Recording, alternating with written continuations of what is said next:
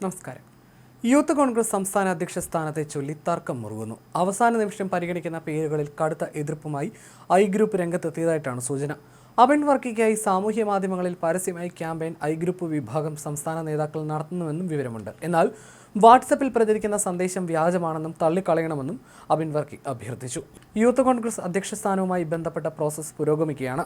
ദേശീയ നേതൃത്വവും സംസ്ഥാന നേതൃത്വവും കൂടിയാലോചിച്ച് തീരുമാനങ്ങളെടുക്കും. അതുകൊണ്ട് അനാവശ്യമായ പ്രചരണങ്ങൾ ആര് നടത്തിയാലും അതിനെ തള്ളിക്കളയണമെന്ന് അബിൻ വർക്കി ഫേസ്ബുക്ക് കുറിപ്പിൽ വ്യക്തമാക്കി. സംസ്ഥാന അധ്യക്ഷ സ്ഥാനത്തേക്ക് ബിനു ചുള്ളിയിൽ, ഒ.ജെ. ജനീഷ് എന്നിവരിലേക്ക് ചർച്ച ചുരുങ്ങിയതോടെയാണ് ഐ ഗ്രൂപ്പ് നിലപാട് ഘടിപ്പിച്ചത്. അബിൻ വർക്കിയുടെ വിഷയത്തിൽ വിട്ടുവീഴ്ച വേണ്ടെന്നാണ് പുതിയ തീരുമാനം. KM അഭിജിത്തിനെ പരിഗണിക്കുകയാണെങ്കിൽ നേരത്തെ വിട്ടുവീഴ്ച ചെയ്യാമെന്ന് അറിയിച്ചിരുന്നു. എന്നാൽ ആർക്കു വേണ്ടിയും വിട്ടുവീഴ്ച വേണ്ടെന്ന നിലപാടാണ് ഇപ്പോൾ. ഏകപക്ഷീയമായി പേര് പ്രഖ്യാപിച്ചാൽ യൂത്ത് കോൺഗ്രസിന്റെ സ്ഥാനങ്ങളിൽ നിന്ന് രാജിവെക്കാനും ആലോചനയുണ്ട്. അബിൻ വർക്കിയെ അവഗണിക്കുന്നതിൽ വിചിത്ര നീതി എന്നാണ് വിലയിരുത്തൽ. ഏറ്റവും അധികം വോട്ട് നേടിയ രണ്ടാമനെന്ന മാനദണ്ഡം അട്ടിമറിക്കാൻ കഴിയില്ല.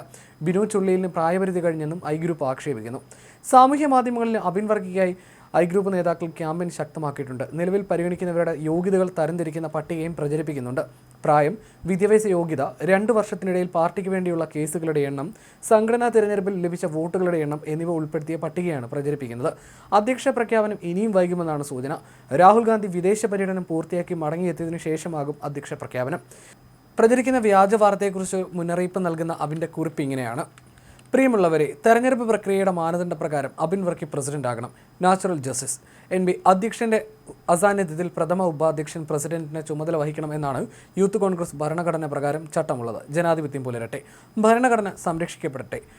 അബിൻ വർക്കി, കോഴിയാട്ട്. KPCC ആസ്ഥാനത്തേക്ക് യൂത്ത് കോൺഗ്രസ് മാർച്ച് ഒക്ടോബർ 2 രാവിലെ 10 AM പങ്കെടുക്കുക.